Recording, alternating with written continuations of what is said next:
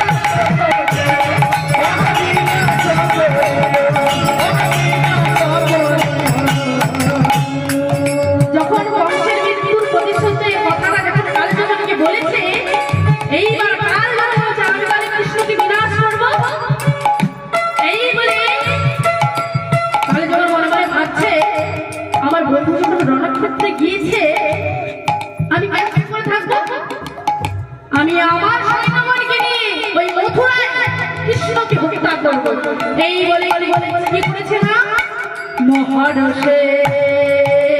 জগবতীরা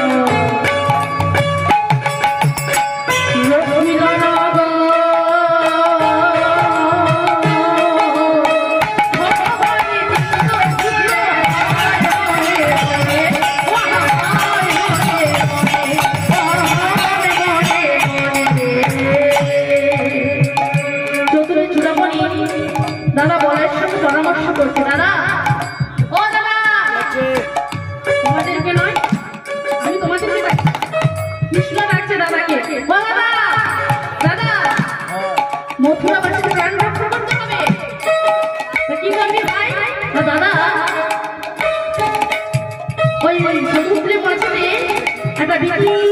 নির্মাণ করতে হবে তাহলে কি করবো দাদা তাহলে বিশ্বকর্মাকে আনিয়ে একটা বিচিত্র করে নির্মাণ করে দিলে এটি ঝামেলা মেটে যাবে এই বলে দাদা বলাই বিশ্বকর্মায়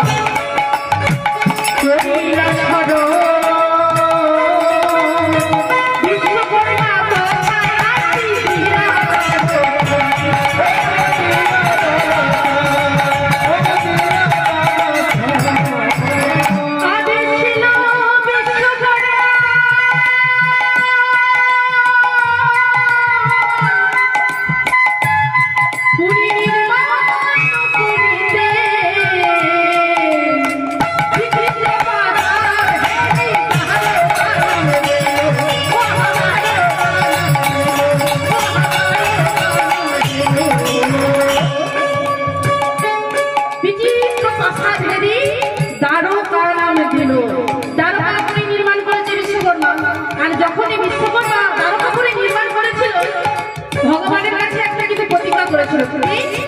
না দয়া ভাই আমি এই দ্বারকা তৈরি করে দিচ্ছি কি কিন্তু আমার একটা প্রতিজ্ঞা আছে কি না যতদিন তুমি এই দ্বারকাতে থাকবে ততদিন তোমার এই দ্বারকা থাকবে কিন্তু কৃষ্ণ তুমি যদি থাকবে না তোমার এই দ্বারকা কিন্তু আর থাকবে না কোথায় যাবে না সমুদ্রে তলায় তলিয়ে যাবে সেইটা আমরা মনের মাধ্যমে কিছুদিন আগে দেখেছি আমাদের প্রধানমন্ত্রী নরেন্দ্র মোদী তিনি গিয়েছিলেন আর আমাদেরকে ফোনের মধ্যে দেখিয়েছিলেন সেইটা আমরা সবাই ফোনের মধ্যে দেখেছি সেই দ্বারকাপুরে এখনো আছে দাপর যুগে দ্বারকা এই কলি যুগে এখন পর্যন্ত আছে সেটা আমাদের সবাই রাস্তা করে দিতে যাওয়ার জন্য সুযোগ করে দিলেন সেই দ্বারকাপুরে ছিল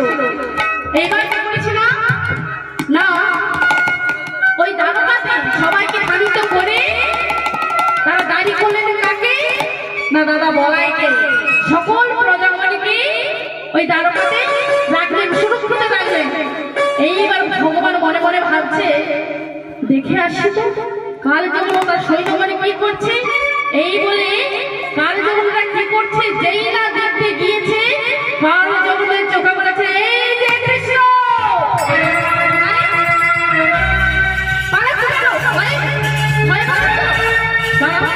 তুমি দাঁড়াও আমি তোমার সঙ্গে যুদ্ধ করবো আমি যুদ্ধ করবো বলে এসেছি তুমি পালাতে দাঁড়াও কারণ ওকে তো সহজে মারা যাবে না ওকে কায়দায় মারতে হবে আর এমন ছোট ছোট পালাচ্ছে মনে হয় যেন ভয়ে পালিয়ে যাচ্ছে যুদ্ধ করতে পারবে না ভয়ে পালিয়ে যাচ্ছে এই বলে যাচ্ছে কেমন করে গো ওকে যখন দেখিয়া কৃষ্ণ ছুটিয়া চলিল দেখিয়া কৃষ্ণ ছুটিয়া চলিল দেখিয়া কৃষ্ণ ছুটিয়া চলিল দেখিয়া কৃষ্ণ ছুটিয়া চলিল